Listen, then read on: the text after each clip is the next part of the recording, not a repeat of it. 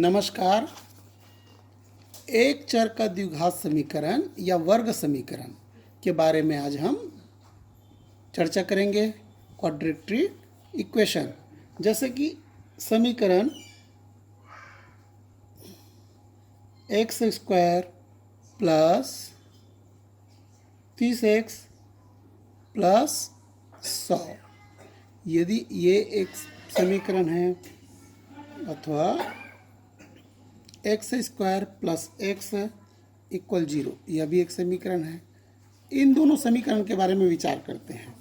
तो इन दोनों समीकरणों में हम देखते हैं कि इसमें केवल एक ही चर x है और इसका जो घात है, अगर बहुपद के रूप में लें, जैसे एफ एक्स बहुपद है, x square plus 30x plus 100, तो इसका घात, बहुपद का घात क्या हो गया? 2 हो गया। तो इस चर का जो एक घात है वह 2 है। तो यह वर्ग समीकरण या क्वाड्रेटिक इक्वेशन कहलाता है। तो इस प्रकार से हम कह सकते हैं कि इनमें से प्रत्येक में केवल एक ही चर है और अधिकतम घात 2 है। तो प्रत्येक समीकरण में एक ऐसा पद अनिवार्य रूप से उपस्थित है जिसकी घात 2 है। ये सभी एक ही चर के द्विघात समीकरण या वर्ग समीकरण कहलाता है। अब चूंकि हम जानते हैं कि बहुपद a x square plus b x plus सी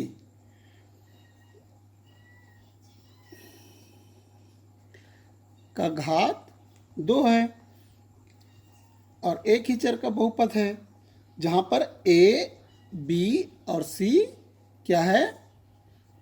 वास्तविक संख्या है और a 0 के बराबर नहीं हो सकता। इसे द्विघाती बहुपद कहते हैं। इस द्विघाती बहुपद के बराबर 0 रखने पर यह एक समीकरण बन जाता है, अर्थात a x square plus b x plus c equal 0। यह एक समीकरण है और चूंकि यह इस समीकरण में एक ही चर तथा चर की अधिकतम घात 2 है, अतः इसे एक चर का द्विघाती समीकरण कहा जाता है। यह द्विघाती समीकरण या वर्ग समीकरण का मानक या व्यापक रूप है। इसे हम वर्ग समीकरण का मानक या व्यापक रूप कहते हैं। मानक या व्यापक रूप कहते हैं। अब इस द्विघाती समीकरण के या वर्ग समीकरण के मूल के बारे में चर्चा करते हैं। जैसे कि आप जानते ही हैं कि पी एक्स, अगर हम कोई संख्या लेते हैं, P x x square minus 3x plus 2, हम इसके बारे में चर्चा करते हैं। तो यह बहुपद का एक द्विघाती बहुपद है। इस बहुपद के शून्य x के वे मान होंगे जिनके लिए पी एक्स 0 होगा। तो शून्य ज्ञात करने के लिए पहले x square minus 3x plus 2 के गुणनखंड प्राप्त कर लेते हैं। तो क्या हो जाएगा? ये x square minus 2x minus x plus 2 x square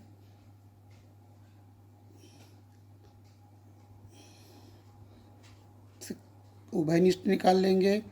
तो x माइनस 2 माइनस 1 निकल गया, x माइनस 2। इस प्रकार ये हो जाएगा x माइनस 2 x माइनस 1। तो बहुपद x square minus 3x plus 2 का मान 0 होगा यदि ये जो इसका गुणनखंड है इसका मान 0 होगा। तो इसका मतलब क्या हो गया? x माइनस 2 बराबर 0 या x माइनस 1 बराबर 0। तो x बराबर 2 या x बराबर 1। तो यह बहुपद से आप शून्य का निकालना जानते ही हैं। तो इस प्रकार से हम कहते हैं कि बहुपद एक्स स्क्वायर माइनस 3x धन 2 के शून्यक 2 और 1 हैं। अब वर्ग समीकरण x square minus 3x plus 2 बराबर 0 के रूप के बारे में विचार करते हैं। तो इसका मान पता करने के लिए समीकरण के दोनों पक्ष बराबर हों और हम इन मानों को मूल कहते हैं। इनको क्या कहते हैं? बहुपद का शून्य कहते हैं।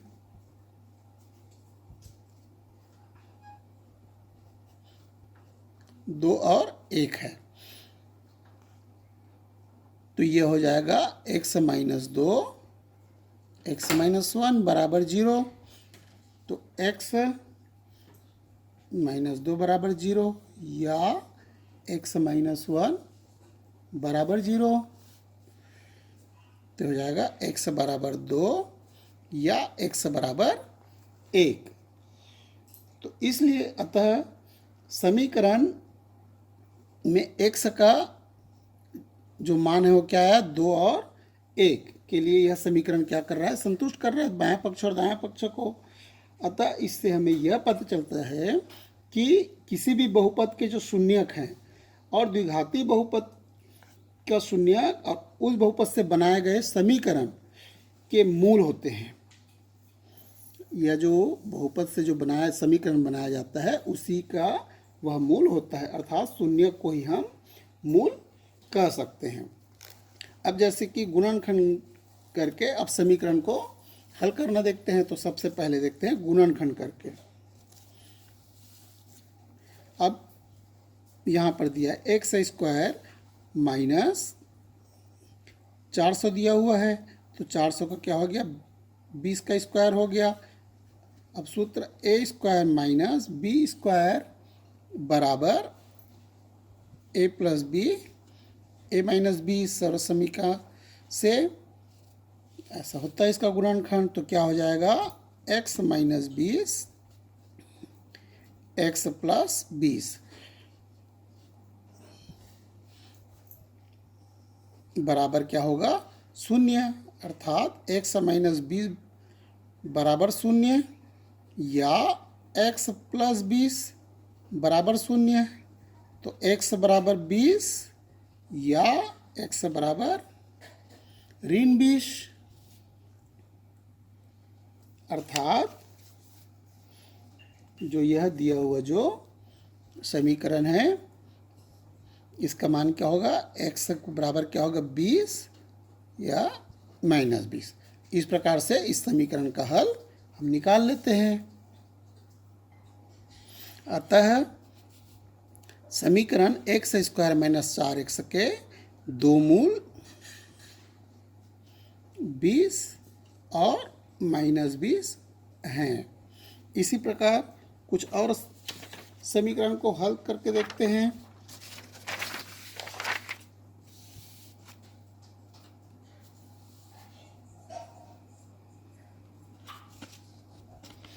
जैसे समीकरण है सर्व समीकरण से हल कर सकते हैं। और जैसे समीकरण है 8x square minus 22x minus 21 बराबर 0। तो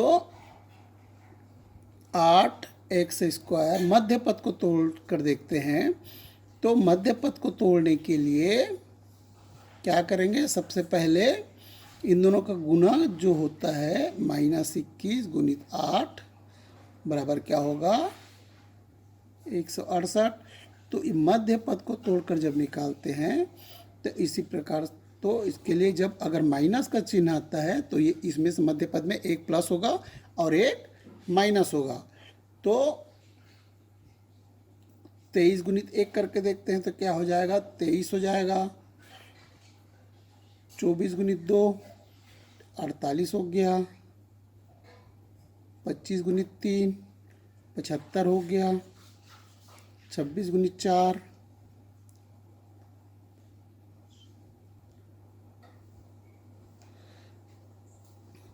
27 गुणित 5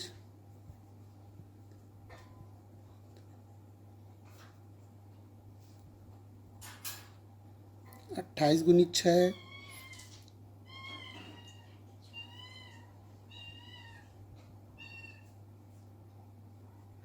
तो ये आ गया 168। तो इसमें से एक जो अंक है उसको माइनस लेंगे और एक को प्लस लेंगे। इस प्रकार से मध्य पद को तोड़कर हम क्या करेंगे, इस समीकरण का गुणनखंड पहले निकालेंगे। तो ये क्या है, 28 और 6। तो जो मध्य पद में जो यहाँ पर जो चिन्ह दिया हुआ है उसमें जो बड़ी संख्या आएगा उसका चिन्ह होगा। तो ये यहाँ पर -28 हो जाएगा प्लस 6, x -21 हो गया बराबर 0। अब क्या करेंगे, यहाँ से 4 उभयनिष्ठ लेंगे, 4x, तो यहाँ बचेगा 2x माइनस 6, 7 होगा, 4 सत्ते 28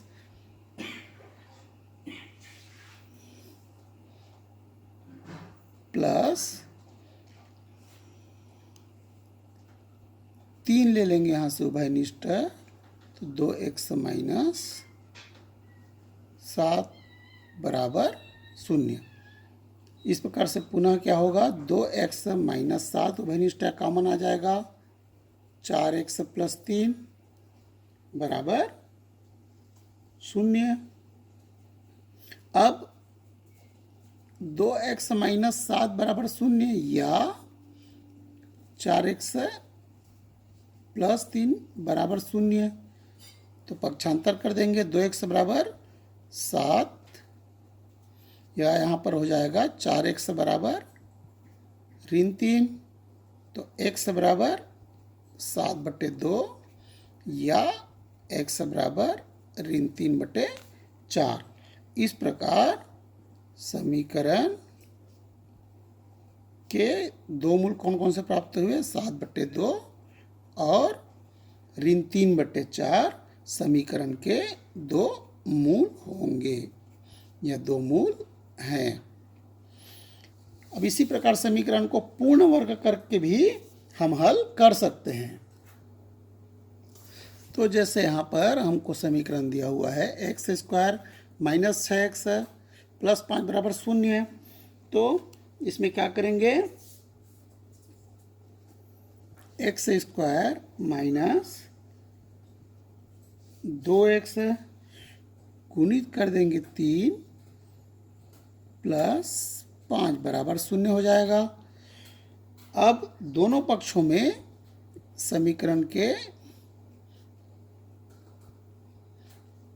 दोनों पक्षों में 2x के गुणांक क्या है, यहाँ पर 3 है, तो 2x के गुणांक का वर्ग करके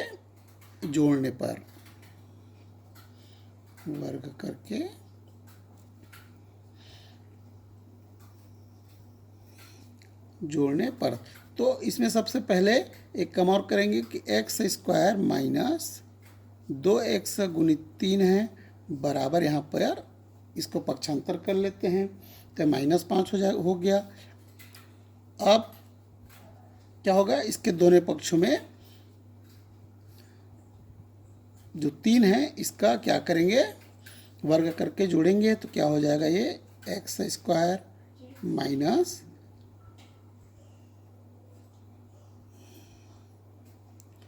2x गुणित 3 प्लस 3 का वर्ग बराबर हो गया -5 प्लस 3 का वर्ग, तो क्या हो जाएगा, x² माइनस, तो ये हो जाएगा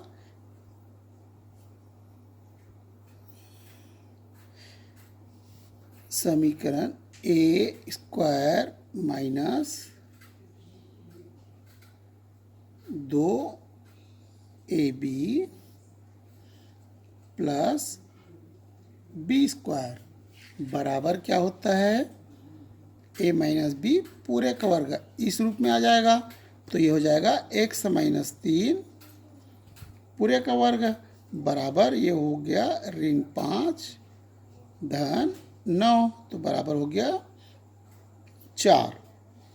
इस प्रकार से क्या हो गया, ये x माइनस 3 बराबर हो गया ये 4 का वर्गमूल प्लस माइनस में, तो x माइनस 3 बराबर क्या होगा, प्लस माइनस 2। अतः यहाँ पर अब प्लस चिन्ह लेंगे।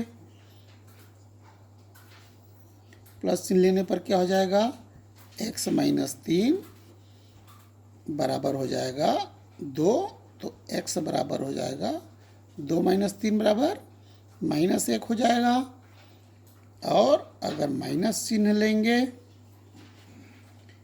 तो x माइनस 3 बराबर माइनस 2, तो x बराबर माइनस 2 प्लस 3 बराबर 1। इस प्रकार से पूर्ण वर्ग करके हम सब दिए हुए समीकरण के दो मूल ज्ञात कर लेंगे। अतः यहाँ पर x बराबर क्या है, 1 और ऋण 1 हमको दो मूल प्राप्त होते हैं, x का मान प्राप्त होते हैं। इस प्रकार से हम समीकरण के अलग अलग विधियों से हम हल कर सकते हैं। आपको समीकरण का हल करना समझ में आ गया होगा। धन्यवाद।